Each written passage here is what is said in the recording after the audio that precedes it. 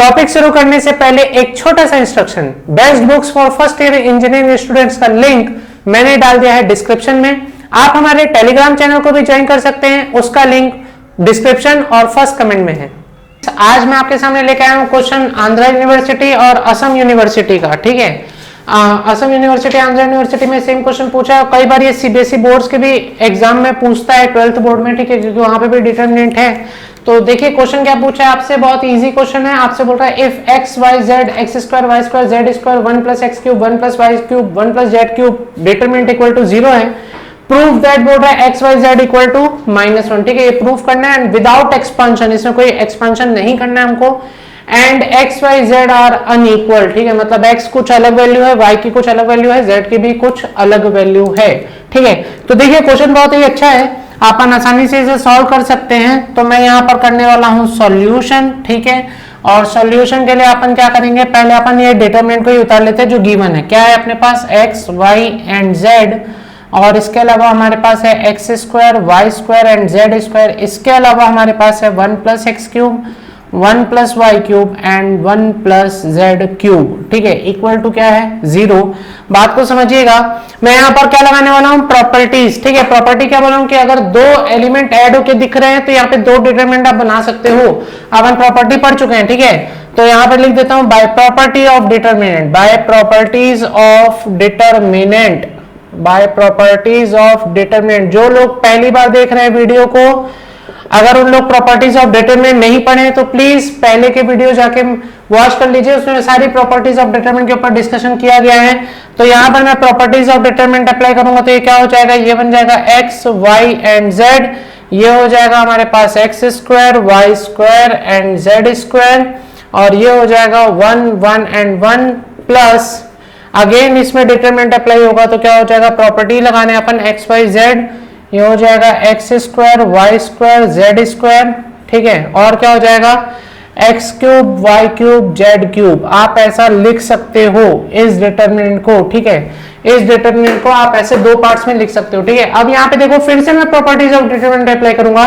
तो मैं आपको बताया हूं क्या, जब दो लाइन आपस में इंटरचेंज होती है, लाइन मतलब रो और कॉलम की बात हो रही है, जब दो लाइन आपस में इंटरचेंज होती है तो प्रॉपर डिटरमिनेंट की जो वैल्यू होती है वो अनचेंज रहती है, बस उसका साइन चेंज हो जाता है। ठीक है, ये प्रॉपर्टी अपन पढ़ चुके हैं। तो सपोज करो मैं कॉलम 3 को कॉलम 2 से रिप्लेस कर रहा हूं, फिर कॉलम 2 को कॉलम 1 से रिप्लेस कर रहा हूं। ठीक है, ऐसा क्यों करूंगा समझ जाता हूं। पहले आप यहां से क्या कर सकते हो, यहां से x कॉमन निकाल सकते हो, इस रो से y कॉमन निकाल सकते हो, इस रो से z कॉमन निकाल सकते हो। निकाल सकते हो कि नहीं भाई, सुनो फिर से क्या बोला। मैं आपको बोल रहा हूं कि कोई भी डिटरमिनेंट होता है तो आप उसके किसी भी रो से या किसी भी कॉलम से आप कुछ भी कॉमन निकाल सकते हैं पर्टिकुलर। ठीक है, तो जैसे इस रो में सबके पास x है तो इस रो से x कॉमन निकाल लो, इस रो में y है सबसे y कॉमन निकाल लो, इस रो में z है सबसे z कॉमन निकाल लो।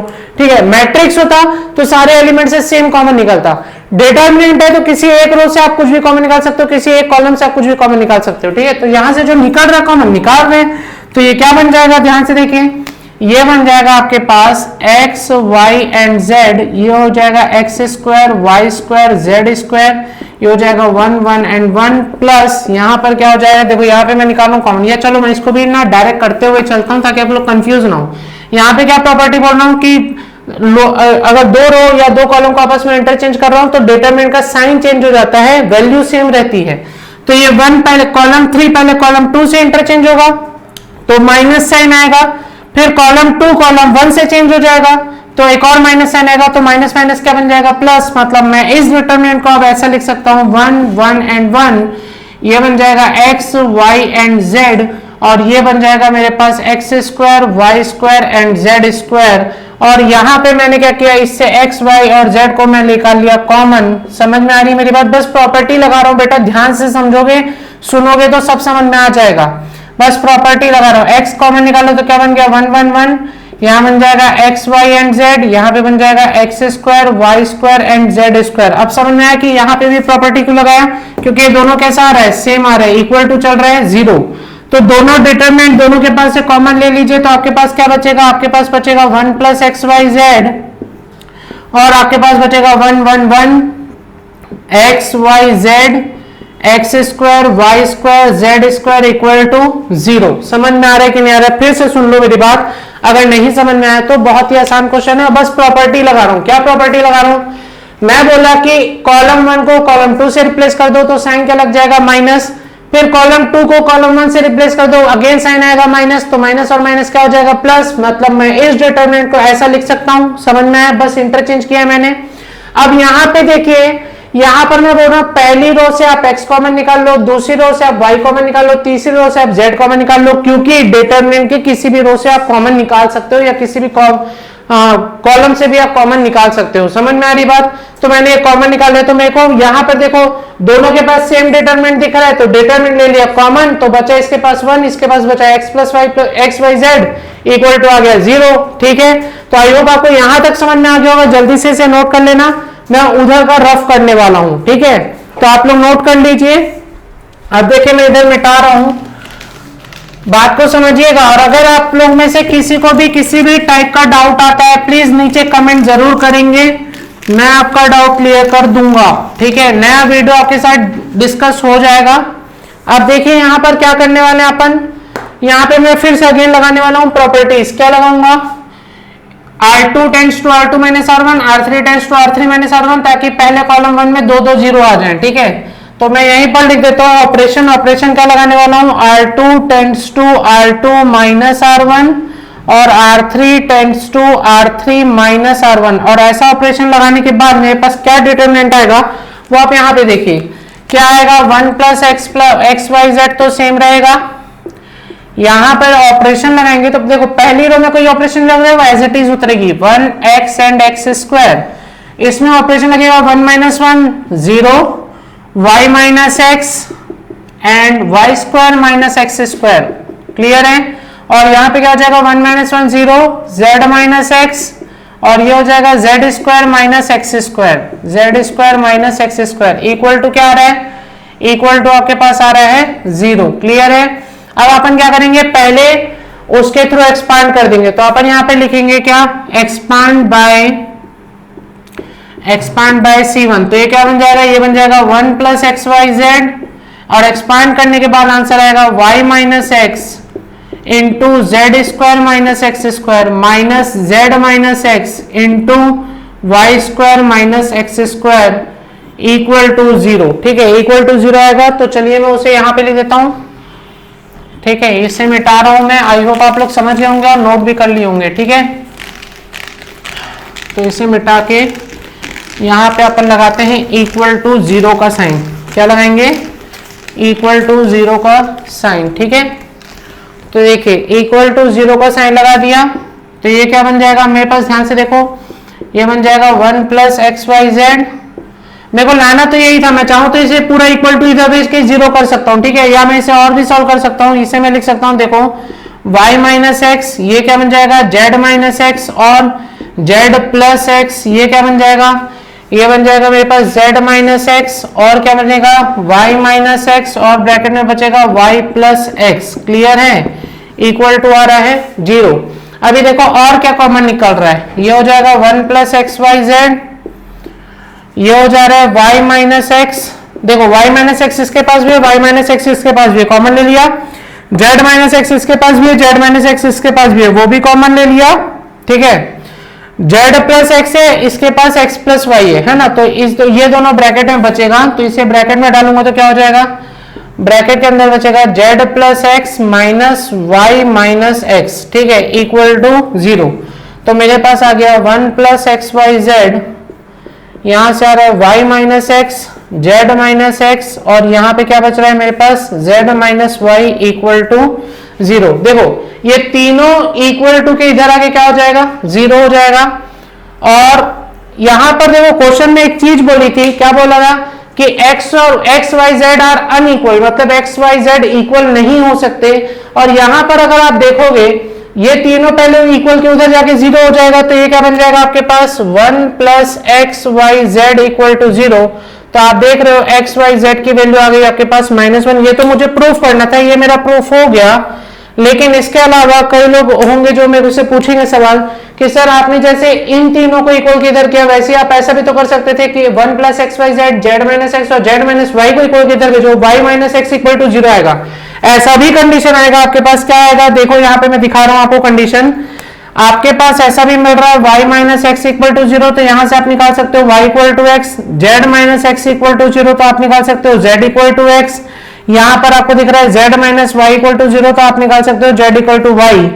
कर सकते हो कि नहीं कर सकते हो बताओ, है ना, ऐसा कर सकते हो। ये तीनों आपके पास इक्वेशन आएगा, लेकिन बेटा ये तीनों रॉन्ग है। क्यों रॉन्ग है? क्योंकि क्वेश्चन में मेंशन किया है कि एक्स वाई जेड अनइक्वल है। क्या है? अनइक्वल। क्वेश्चन में ही बोला था एक्स वाई जेड क्या है? अनइक्वल। इसीलिए हम ये तीनों को इक्वेट नहीं कर सकते। ऐसा करेंगे तो आंसर गलत हो जाएगा, इसलिए आप सिर्फ यहां पे लिख के छोड़ देंगे। मतलब आप ये तीनों ब्रैकेट को इक्वल के इधर ले जाएंगे, आपका जाएगा 1 plus x Y Z equal to 0। तो एक्स वाई जेड की वैल्यू कितनी आ जाएगी आपकी? -1। ठीक है, आई होप आपको ये क्वेश्चन समझ में आ गया होगा। जल्दी से इसे नोट कीजिए। आइए स्टूडेंट्स, अब देखते हैं अपना नेक्स्ट क्वेश्चन क्या बोल रहा है। ये डिटरमिनेंट जो है वो इक्वल टू आना चाहिए 2abc a plus B plus सी का होल क्यूब के। ठीक है, और ये क्वेश्चन कहां पूछा था? आपसे पूछा था जवाहरलाल नेहरू टेक्निकल यूनिवर्सिटी हैदराबाद में 1998 में। ठीक है, तो क्वेश्चन बहुत ही इजी है। चलिए देखते हैं कैसे बनेगा।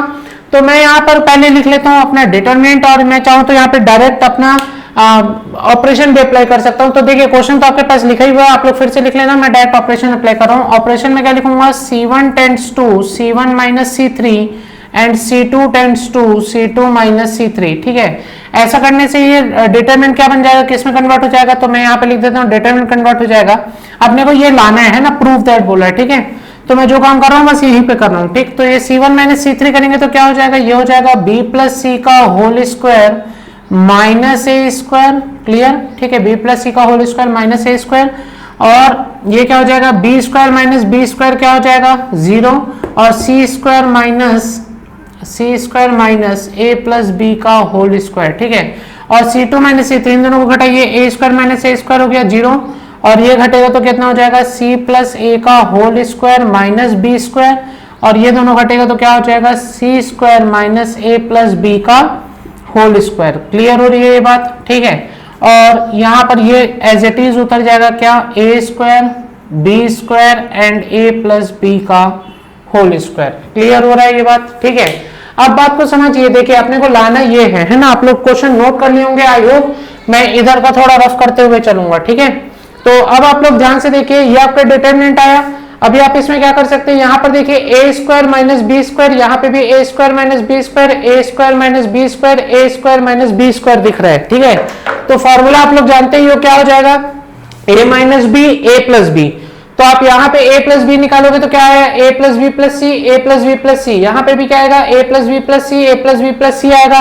तो मैं क्या कर रहा हूँ? A square minus B square के फॉर्मूले के अकॉर्डिंग यहाँ से a प्लस बी इन चारों में लगाऊंगा a square minus B square का फॉर्मूला, और वहां से a plus B plus c को क्या ले लूंगा? कॉमन ले लूंगा। ठीक है, तो यहाँ पर देखिए ऐसा करने के बाद मेरे पास आएगा क्या? अगर आप चाहते हैं तो मैं इसे थोड़ा और डिटेल में एक्सपांड करके लिख देता हूँ यहाँ पर, ताकि आपको सारी चीजें क्लियर हो जाए कि उसका मतलब क्या, मैं क्या कॉमन निकालना चाह रहा हूं। ठीक है, तो आप देखिए मैं इसे थोड़ा एक्सप्लेन करके लिखता हूं। यहां पर क्या हो जाएगा? यहां पर ए स्क्वायर माइनस बी स्क्वायर का फॉर्मूला लगेगा, तो आपके पास आ जाएगा बी प्लस सी प्लस ए एक ब्रैकेट में, और दूसरे ब्रैकेट में आ जाएगा बी प्लस सी माइनस ए। समझ में बात? और ये क्या हो जाएगा? 0, ये हो जाएगा आपका ए स्क्वायर। ठीक है, फिर क्या हो जाएगा? 0, और यहां पर फिर से ए स्क्वायर माइनस बी स्क्वायर लगेगा, तो क्या आ जाएगा आपके पास? सी प्लस ए माइनस बी एक ब्रैकेट में आ जाएगा सी प्लस ए प्लस बी, और ये हो जाएगा आपके पास बी स्क्वायर। ठीक है, फिर ये भी क्या हो जाएगा? वहां पे भी लगा दीजिए सी minus A minus B, A minus B लगा, और सी प्लस ए प्लस बी एक ब्रैकेट में लगा ए प्लस बी। ठीक है, यहाँ पे भी सेम लगेगा सी minus A minus B, C minus A minus B, और एक ब्रैकेट में क्या आ जाएगा? C प्लस ए प्लस बी। ठीक है, और यहाँ पर क्या आ रहा है? a प्लस बी का होल स्क्वायर। ये बात समझ में आई कि नहीं आई? ठीक है, अब देखो इसके पास भी a प्लस बी प्लस सी है, इसके पास भी a प्लस बी प्लस सी है, इसके पास भी a प्लस बी प्लस सी है, इसके पास भी a प्लस बी प्लस सी है। तो अपन क्या ले लेंगे? कॉमन। तो अपन यहाँ पे क्या लिखेंगे? Taking a plus B plus c common from C1 and C2। ठीक है, कॉलम 1 कॉलम 2 से कॉमन लेंगे तो अपने पास क्या आ जाएगा, a प्लस बी प्लस सी। जब कॉलम 1 से कॉमन निकालेंगे तो, और इसके बाद जब कॉलम 2 से भी कॉमन निकालोगे तो सेम ही चीज आएगा, a प्लस बी प्लस सी, तो इसका हो जाएगा होल स्क्वायर। क्लियर है। और अपने पास क्या बचेगा डिटरमिनेंट के अंदर, अपने पास बचेगा b plus C minus A, ये बचेगा 0, फिर ये बचेगा c minus A minus B, ये बचेगा आपके पास 0, ये कितना बचेगा आपके पास c plus A minus B, और यहाँ पर आपके पास बच रहा है c minus A minus B, और ये बच रहा है आपके पास as it is a square B square A plus B का होल स्क्वायर। क्लियर हुआ। ठीक है, तो ये चीज आपके पास आई। आई होप आप लोग अभी तक यहाँ तक नोट कर लिए होंगे, जल्दी से इसे भी नोट कर लेंगे, वीडियो पॉज करके मैं रफ करने वाला हूँ। ठीक है, और ध्यान से सुनिए, जब आपके पास ये आ गया तो इसके बाद अपन क्या करेंगे, यहाँ पे और ऑपरेशन लगाएंगे। ऑपरेशन अब क्या लगाएंगे, यहाँ पर अब अपन ऑपरेशन लगा सकते हैं। अब ध्यान से देखेंगे अगर, ठीक है, अगर आप ध्यान से देखें तो आप ऐसा कर सकते हैं क्या, कुछ क्या कर सकते हैं, अपन लिख देते हैं R3 tends to R3 minus R1 minus R2। ठीक है, ये ऑपरेशन अब अपन लगाते हैं R3 tends to R3 minus R1 minus R2। तो चलिए ऑपरेशन लगाते हैं। आप लोग यहां तक नोट कर लिए क्या, मैं इसे रफ कर रहा हूं। ठीक है, नोट कर लीजिएगा सभी लोग। अपन ऑपरेशन लगाएंगे R3 tends to R3 minus R1 minus R2। तो देखते हैं क्या आंसर आता है अपने पास। ठीक है, तो चलिए देखते हैं क्या आंसर आएगा। मैं यहाँ पे लिख देता हूं क्या, ध्यान से देखो, अपने पास आ रहा है a प्लस बी प्लस सी का होल स्क्वायर और डिटरमिनेंट। ठीक है, देखो पहले ये सब तो एज इट इज उतरेगा, उतार दो, b प्लस सी माइनस ए, फिर आएगा 0, फिर आएगा a स्क्वायर, फिर आएगा 0, फिर आएगा c plus A minus B, और फिर आएगा अपने पास b स्क्वायर, फिर आ जाएगा, अच्छा देखो ये चेंज होगा, minus R1 minus R2। Minus R1 करोगे तो क्या हो जाएगा, चलो मैं यहाँ पे करते हुए दिखा रहा हूँ। R3 लिख लो पहले, R3 हो जाएगा c minus A minus B, minus R1 मतलब minus B minus C plus A, और माइनस R2 मतलब वो तो 0 हो जाएगा, तो हटा दीजिए। तो ये कितना बचेगा आपके पास, चेक कर लो, माइनस ए से प्लस ए कट गया, माइनस सी से प्लस सी कट गया, माइनस 2b, यहाँ पे आ जाएगा माइनस 2b। ठीक है, और फिर यहाँ पे भी लगेगा तो क्या हो जाएगा, यहाँ पे लगेगा तो c minus A minus B minus C minus a plus B. तो आंसर कितना हो जाएगा, c से माइनस सी कट गया, माइनस बी से प्लस बी कट गया, माइनस 2a यहाँ पे बचा। ठीक है, और यहाँ पे घटेगा तो क्या हो जाएगा, a square minus B square घटेगा तो 2ab बचेगा, तो यहाँ पे क्या आ जाएगा अपना 2ab। क्लियर हो रहा है ये बात, समझिए क्या कैसे किया मैंने, बस ऑपरेशन अप्लाई किया है, इससे ज्यादा मैंने कुछ नहीं किया है। इसे ओपन कर दिया हूँ a प्लस बी का होल स्क्वायर में। ठीक है, तो ये हो जाएगा a square plus 2ab plus b square, और उससे माइनस कर दिया R1 R2 में, है ना। तो अब ध्यान से देखो इसके बाद क्या होगा, अब अपन यहाँ पे ऑपरेशन लगाते हैं। क्या अपन ऑपरेशन लगाएंगे, अपन लिखेंगे C1 tends to C1 plus 1 by a C3, क्योंकि देखो ये a आएगा, a से माइनस a कट जाएगा, है ना, और यहाँ पे भी a आएगा तो 2b कट जाएगा। ठीक है, ये बढ़िया है। और C2 टेंड्स टू अपन लिख देते हैं C2 plus 1 by b C3। ठीक है, 1 बाई b C3 करेंगे तो भी फायदा दिख रहा है मेरे को, तो चलिए ये लगाते हैं। तो आंसर क्या हो जाएगा, आप देखो क्या आ रहा है वैल्यू, ये आ रहा है a प्लस बी प्लस सी का होल स्क्वायर इनडिटरमिनेंट। हमारे पास मिलेगा हमको क्या, C1 अप्लाई हो रहा है ना, तो ये इसमें a मल्टीप्लाई होगा तो अपने पास ऊपर बचेगा b प्लस सी, और ये 0 plus 1 by a C3, 1 by a C3 मतलब यहाँ पे आ रहा है b स्क्वायर बाई a। ठीक है, और यहाँ पे क्या बचेगा, माइनस 2b प्लस 2b, तो ये हो जाएगा 0। ठीक है, और क्या बच रहा है, यहाँ पर C2 में लगाएंगे तो 0 प्लस ये बच जाएगा अपने पास a स्क्वायर बाई b आ जाएगा यहाँ पर। ठीक है, यहाँ पर क्या हो जाएगा, c प्लस a बचेगा। ठीक, और यहाँ पर क्या बचेगा, ये 0 हो जाएगा। ठीक है, और क्या बचा अपने पास, यहाँ पर एक चीज और बच रहा है, ये वाला कॉलम, मतलब क्या, a स्क्वायर बी स्क्वायर और 2ab। क्लियर हो रहा है ये चीज। ठीक है, आई होप आपको यहाँ तक सारी चीजें क्लियर हो गई होंगी, बस मैं ऑपरेशन नहीं लगा रहा हूँ, है ना। तो चलिए मैं इधर में बैठा देता हूँ। ठीक है, मेरा आंसर आ चुका है, आप लोग को दिख रहा होगा किसी एक कॉलम में 2 0 आ चुका है। किस में आया है, किसी एक रो में आया है, सॉरी कॉलम में नहीं, रो में एक आया है 2 0। कहाँ पे आया है, रो 3 में, तो अपन उसी के थ्रू क्या करने वाले हैं, एक्सपांड करने वाले हैं। तो अपन क्या लिखेंगे यहां पर, अपन लिखेंगे एक्सपांड बाय R3, ठीक है। एक्सपांड बाय R3 करेंगे तो क्या हो जाएगा, a प्लस बी प्लस सी का होल स्क्वायर, और ये बचेगा अपने पास R3 से एक्सपांड करेंगे तो b plus C bracket over c plus A minus क्या बच रहा है, माइनस बच रहा है अपने पास B square by A into A square by B, यही बच रहा है, ठीक है।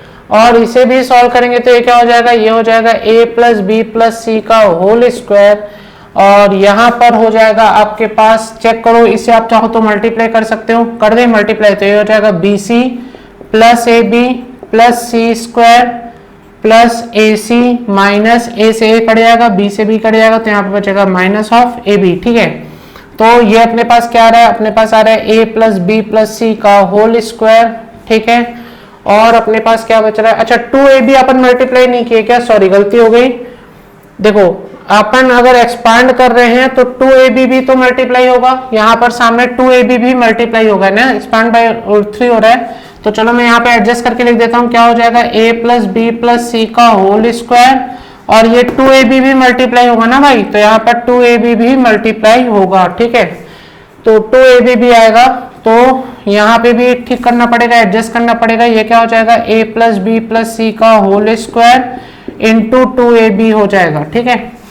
और ये भी आ जाएगा 2ab, और यहाँ पर क्या हो जाएगा, चेक कीजिए, ab और ab कैंसिल हो जाएगा, अपने पास बच रहा है क्या बचा है, bc plus C square plus A सी, यही बच रहा है, ठीक है। अब ध्यान से देखो, इसमें भी अपने पास आएगा a प्लस बी प्लस सी का होल स्क्वायर, देखो यहां से c कॉमन निकल जाएगा, तो अपने पास क्या बचेगा 2abc, और यहाँ ब्रैकेट में क्या बच रहा है a plus B plus c, ठीक है। और ये a plus B plus c multiply हो गई, यहाँ पे क्या बन जाएगा a प्लस बी प्लस सी का होल क्यूब। तो मैं इसे मिटा दे रहा हूं, आप लोग ध्यान से देख लीजिएगा, यहाँ से मैंने c कॉमन निकाल लिया है, और वो c 2abc में एडजस्ट हो गया, अपने पास आया a plus B plus C, a plus B plus C और a प्लस बी प्लस सी का होल स्क्वायर कर दूंगा, तो ये क्या बन जाएगा a प्लस बी प्लस सी का होल क्यूब। यही तो मेरे को लाना था, यही मेरा आंसर है, हेंस प्रूफ। समझ में आ रही है क्या बात, आई होप आप लोग को ये पूरा क्वेश्चन समझ में आ गया होगा।